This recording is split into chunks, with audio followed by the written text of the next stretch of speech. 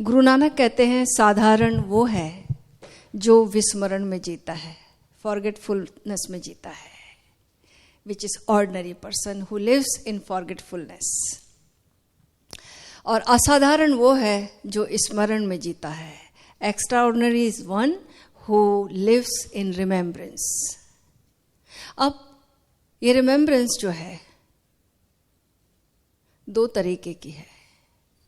एक रिमेम्बरेंस, एक स्मरण, एक सिमरन गुरुजीएफ के मार्ग का है, महावीर के मार्ग का है, जिसमें गुरुजीएफ कहते हैं कि आप जो भी कर रहे हो इस दुनिया में, आप जो भी कर रहे हो, याद रखो कि मैं हूं। मैं जो भी कर रही हूं मैं याद रखूं कि मैं हूं। One type of remembrance, Gurdjieff's path, it says that remember yourself while you are doing anything in the world. Just remember yourself.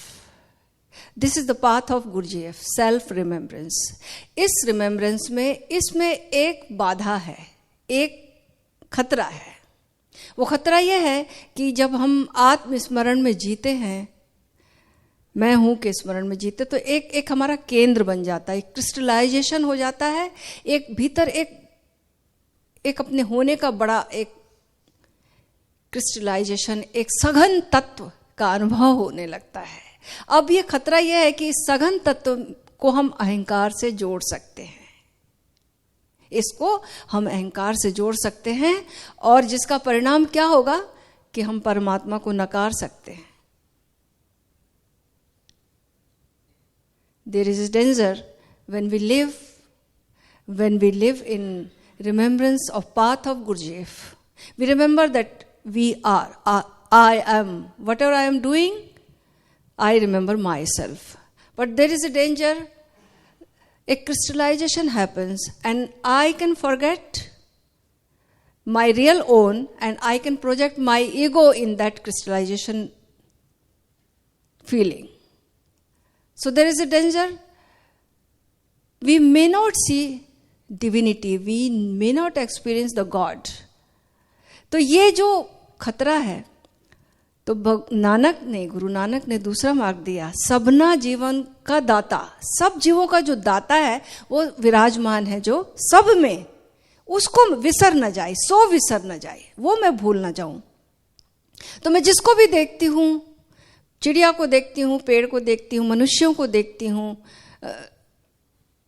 बस मुझे याद रह जाए कि सबके भीतर वो एक प्यारा, एक ओंकार सतनाम की तरंगे ही उसके भीतर रूप ली हैं। ये मुझे हमेशा याद रह जाए। ये स्मरण का दूसरा प्रकार हुआ कि परमात्मा को मैं याद रखती हूँ। I remember always godliness. What ever I am seeing, जो भी देख रही हूँ, I just remember the godliness in form of soundless sound, in form of light, divine light, which type of you like it. जो हमें पसंद है वो हम आसानी से याद रख सकते हैं एक्चुअली। तो जब मैं इसको याद रखती हूँ कि आप सबके भीतर वो एक ओंकार सतनाम गूंज रहा है, वही प्रकाश, दिव्य प्रकाश मेरे भीतर, आपके भीतर, मैं भूल ना पाऊँ उसे। जो भी देखूं बस उसकी याद दिलाए कि वो आकृति ही नहीं है केवल, उसके भीतर वो एक ही तत्व है जो सबके भीतर मौजूद है, वो दाता, वो परमात्मा, वो प्रभु, वो मैं भूल ना जाऊं। अब इसमें भी एक खतरा है, लेकिन इसमें मैं भूल सकती हूं अपने आप को। We can forget our own self if we remember the godliness only. तो यहां पर एक बाधा आती है कि मैं स्वयं से आत्मविस्मरण में जीने लगूं तो एक प्रकार की तंद्रा, एक प्रकार की मूर्छा, एक प्रकार की निद्रा हो जाएगी। है पहले में है अहंकार आ जाएगा, दूसरे में है निद्रा आ जाएगी।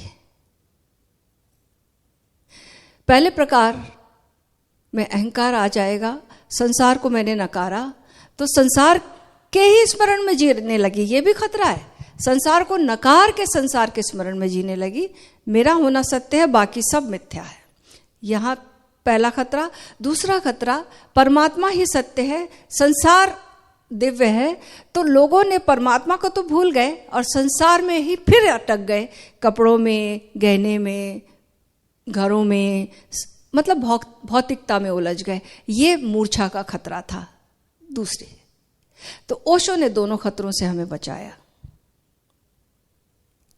ओशो ने जोड़ दिया। ओशो ने गुरजीएफ को और नानक को जोड़ दिया। वो कहते हैं अपनी भी याद करो, अपनी भी स्मरण में रहो और सर्व के स्मरण में भी रहो। भीतर के आकाश को भी जियो और बाहर के आकाश को ना भूलो। दोनों आकाश को जब हम जीते हैं, उसकी याद में जीते, उसका के अनुभव में जीते हैं, तो हम शुरुआत भीतर से करते हैं और हम पाते, जब हम भीतर जाते हैं तो पाते वो कोई डिवाइड नहीं है, वहां कोई द्वैत नहीं है, एक का ही विस्तार है। और फिर हम खुली आंखों से उसके स्मरण में आसानी से जी सकते हैं।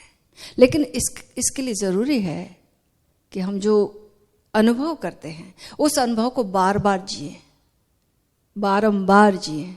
जितने बार हम जिएंगे, as many as time we will relive the experience, what you have experienced within you or what we have experienced in outer space.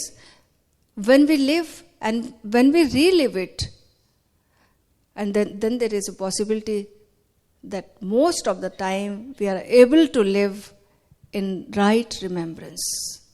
वो right remembrance यही है कि कैसे अपनी और सर्व की याद रखना। तो ओशो ने हमें, जिसको ओशो कह रहे ध्यान और प्रेम, ये वही बात है, आउटर स्पेस और इनर स्पेस। आप जब अपनी याद रखते हो ये ध्यान, और आप जब सर्व की याद रखते हो ये प्रेम। ओशो ने ध्यान और प्रेम नाम दिया है। हियर एंड नाउ के माध्यम से उन्होंने बताया कैसे हम इस राइट रिमेम्बरेंस में जी सके।